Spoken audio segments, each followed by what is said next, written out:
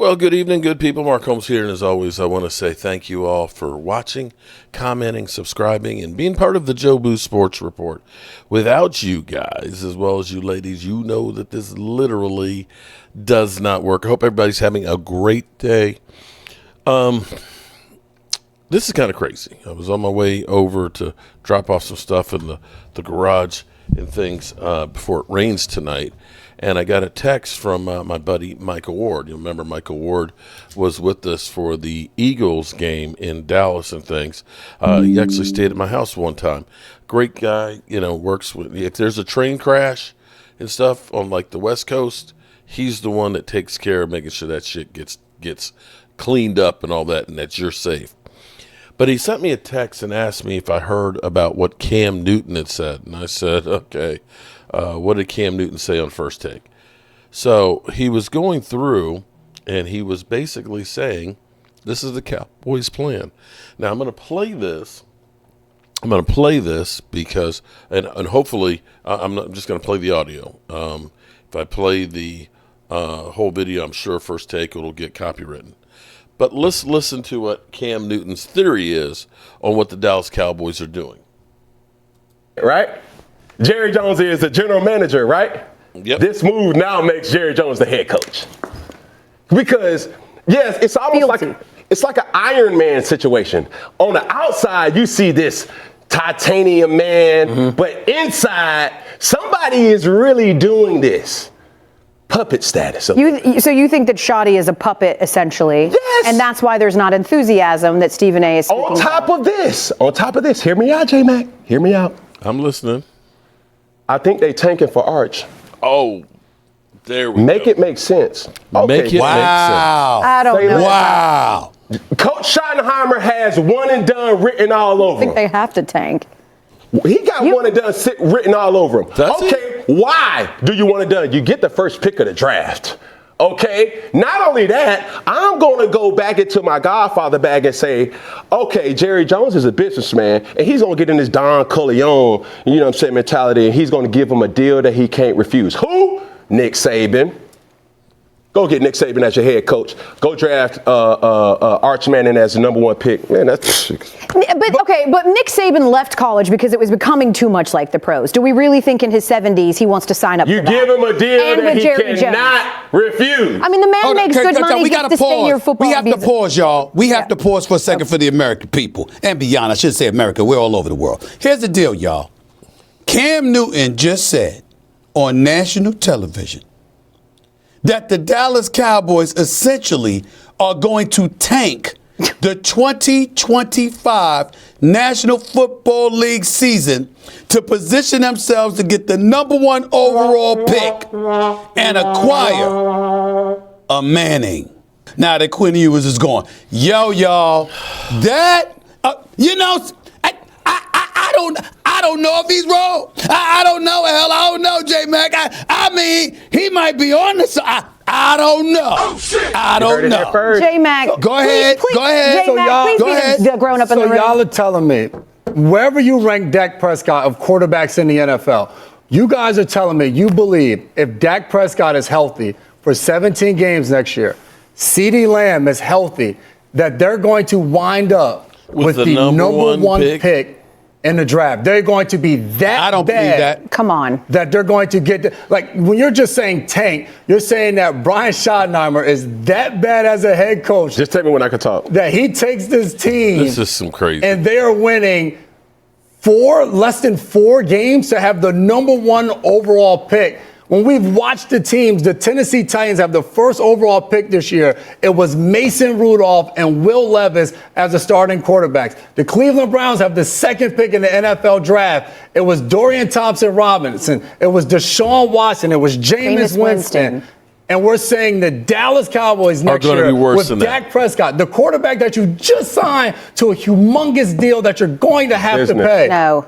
Is going to be the worst team in the NFL. No. It's not, and it's also not going to happen because there has been proven success in terms of just Dak Prescott's job with Brian Schottenheimer as offensive coordinator. In the 25 starts Dak's made since he's been there, he's completing almost 68% of his passes. He has almost 6,500 yards. He's got 47 touchdowns and 17 interceptions. The issue for Dallas is that they've got 22 unrestricted free agents coming up and not a lot of cap space. The issue for Dallas is that they claim every offseason that they're all in, and then they go do minimal stopgap moves, and they wait until all the good free agents are gone to start pretending like they just woke up. That's the issue for Dallas. But in terms of thinking that he put this man in this position, listen, I'm with you. It's not the sexiest pick in the world. If I'm a Cowboys fan, I'm going, oh, man, maybe they just got a guy that's an inside guy who will just sort of do Jerry's bidding, and that's maybe ultimately what he wanted, right? I want to hear Cam respond to you because you're saying a lot. I want to hear. He's got something to say to you, L. He's been waiting to talk. He's been waiting to get it to L. I'm trying to respectfully let you make your point. But we're also talking about a guy. You have your known commodity.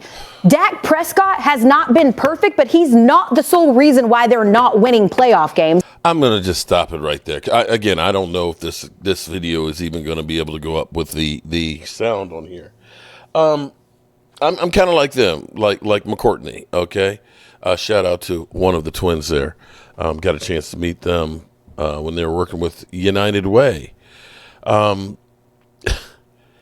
think that let's back up here for a second. Let's just back up here for a second. The Dallas Cowboys didn't have a running game this year. They lost Dak Prescott after 5 starts? They lost Micah Parsons for 5 games. They lost Sam Williams in training camp. Marshawn Nealon missed a lot of time.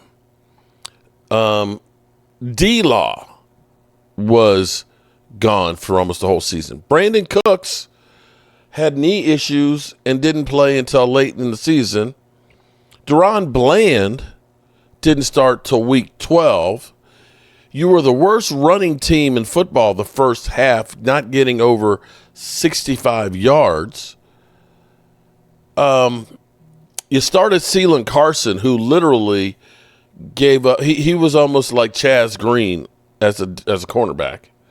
Literally against the Eagles, I think he gave up like 3 deep ones, a couple of touchdowns. What else? Diggs ended up messing up his knee, or his knee never got right, and of course he's getting that worked on with the graft. And Overshone, who was playing great, ended up destroying his knee. With all of that happening, we still won 7 games. So how do you think that we lose that many to be the number 1 pick? We're talking, look, the Giants as bad as they were this year. The Giants as bad as they were this year. They're the 5th pick? Bro, there's no way in hell that the Cowboys could tank that bad if they wanted to. Let's be for real. And the second part of this is, or a couple things. Let's go back to Nick Saban coming to the NFL at this age right now, because he was here in the NFL. This is the thing that blows my mind away, is people forget, because I still hear people, well, we should look at Urban Meyer. It's like, you don't remember him with Jacksonville just a couple of years ago? But Urban Meyer coached for, I would say, 2 seasons, but he decided he was going to leave early in the 2nd season, go back to college. He's got a losing record in the NFL. So let me see if I have this straight. You're going to hire Brian Schottenheimer for a year, think that you're going to be able to be a 1 or 2 win team, and tank for Arch Manning. Oh, mind you, Arch Manning, thus far in his college career, in his 2 seasons at Texas, his first year, he was in 10 games. I'm sorry. No. His first year, he was in 3 games with 2 completions for 10 yards. This year, He got in for 10 games for a grand total of 939 yards with 9 TDs and 2 interceptions. And he's going to play 1 season in college, and you're going to go ahead and bet the farm on Arch Manning? You know what this sounds like to me? Because I remember people were saying years ago that Jerry Jones's grandson, oh man, he's going to be replacing Dak. The Cowboys are going to draft Jerry Jones's grandson, and he's going to be the starter for the Dallas Cowboys, replacing Dak Prescott. Okay. Come on, man. Come on. See, this is why ESPN's numbers are going down. It's no longer about sports. It's all about conspiracy theories, man. Come on, Cam. You can do better than that, bro. You can do better than that. But let me know if you want some more of those chocolate chip cookies or the oatmeal raisins. Because I know you loved them in 2013, bro. I know you loved them. Have a good one, good people, and I'll see you soon.